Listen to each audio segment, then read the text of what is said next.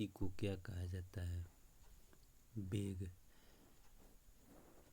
किसी पिंड का वेग समरूप कहा जाता है जब वेग का मान और दिशा दोनों नियत हो।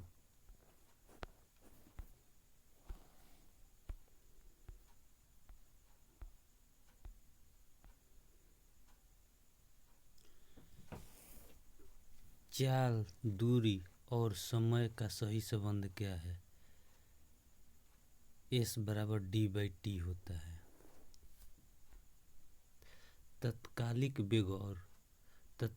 वेग और औसत वेग तब बराबर होते हैं जब वस्तु में शून्य त्वरण हो। किसी पिंड का विस्थापन समय के समानुपाती पाया जाता है। पिंड का वेग समरूप है। मुक्त अवस्था में गिरते हुए एक पिंड द्वारा तय की गई दूरी समानुपाती होती है गिरने के समय का वर्ग।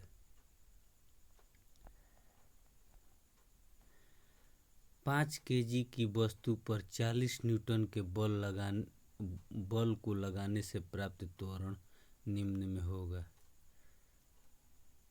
8 मीटर प्रति सेकंड स्क्वायर होगा। एक भीड़ भाड़ वाली सड़क पर एक बस की गति खाली स्थान गति का एक उदाहरण है असमान का। यदि वेग समय ग्राफ समय अक्ष के समांतर हो तो वस्तु नियत वेग से चल रही है।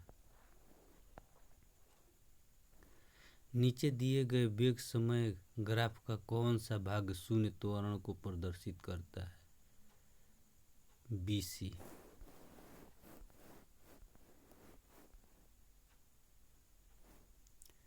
गति का दूसरा समीकरण खाली स्थान और समय के बीच संबंध देता है स्थिति। निम्न में से कौन सी मात्रा चाल के साथ इसकी गति निर्दिष्ट करती है? वेग।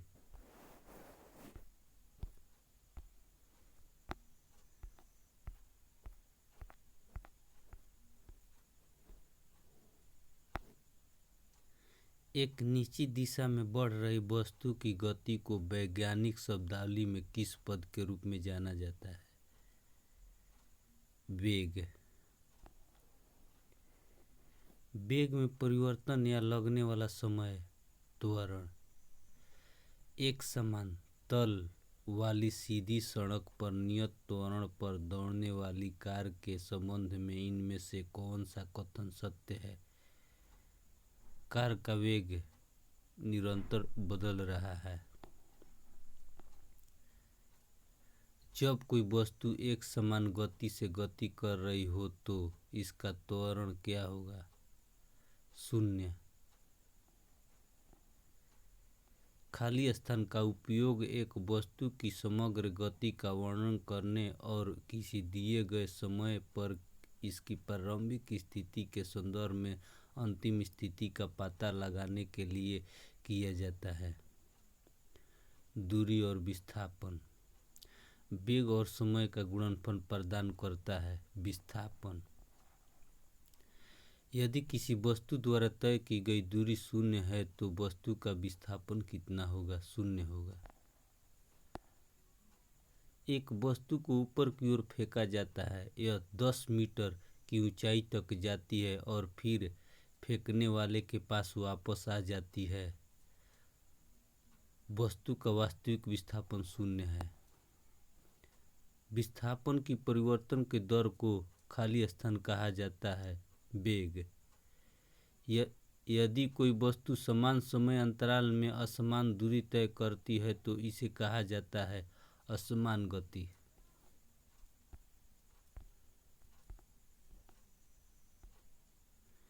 निरंतर